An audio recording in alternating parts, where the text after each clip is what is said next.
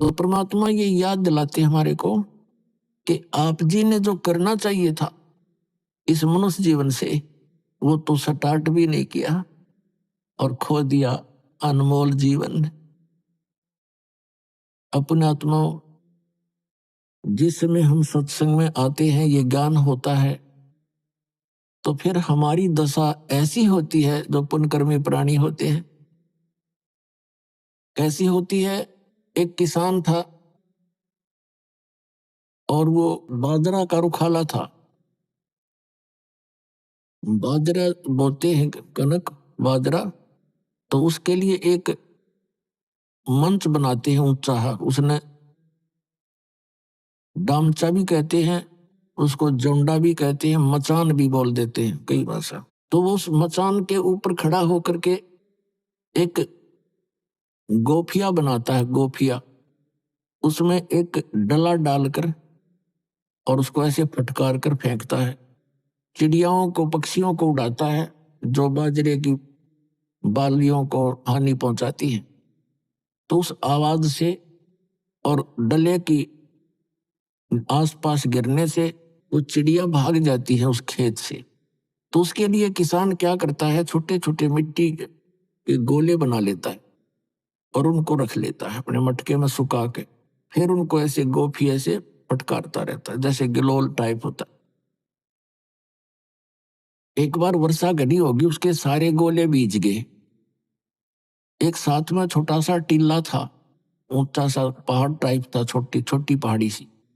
वर्षा के कारण उसने सोचा चल वहां से पत्थर उठा लाता हूँ, 1 किलोमीटर की दूरी पर। छोटे छोटे पत्थरों की तलाश में वहां गया तो उसने क्या देखा कि मिट्टी, पानी से मिट्टी कट जाने से बड़े सुंदर गोल गोल से घने वो पत्थर से मिल गए उसने चमकने से। वो ले आया, 20-30 थे वो इकट्ठे, उसका 50 बड़ा, उसका काम चल गया। तो वो उन पत्थर लाया था वहां से, वो चमकने से पत्थर गोल गोल गोल से इतने मोटे मोटे, 200-250 ग्राम के, जो उसके लिए बहुत सूटेबल थे। उधर से उसकी पत्नी छोटे से बच्चे को लेकर, उसकी रोटी लेकर खेत में गई। तो क्या किया, बच्चे ने वो पत्थर उठा लिया एक, जो चिकना चमकना चमकना सा था।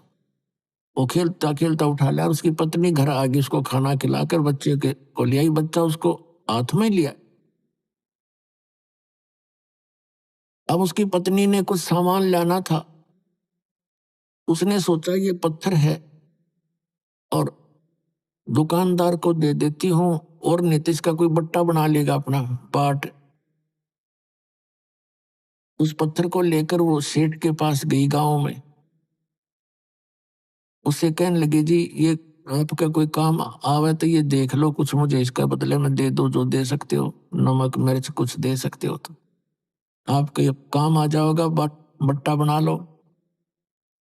उसके पास बैठा था उसका रिश्तेदार, वो जोरी था। वो तो तुरंत देख गया कि वो तो भाई पत्थर को नहीं, लाल है। तो सेठ बोला भाई ये तो लाल है। तो उसकी पत्नी, उस किसान की पत्नी से सेठ ने कहा बहन कि क्या सामान लेना चाहती है, दे दो जी, जो दो आपकी मर्जी।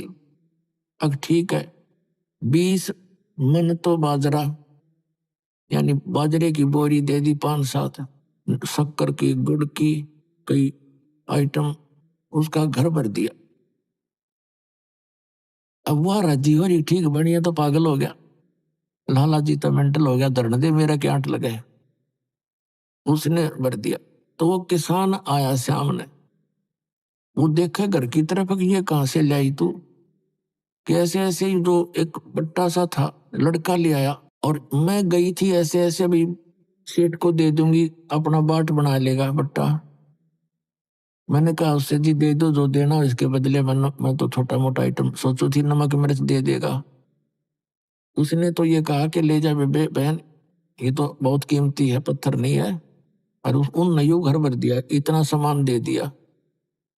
अब उसने क्या किया कि वो उस उन पत्थरों को, लाल थे वह, उसके पहचान में नहीं आई।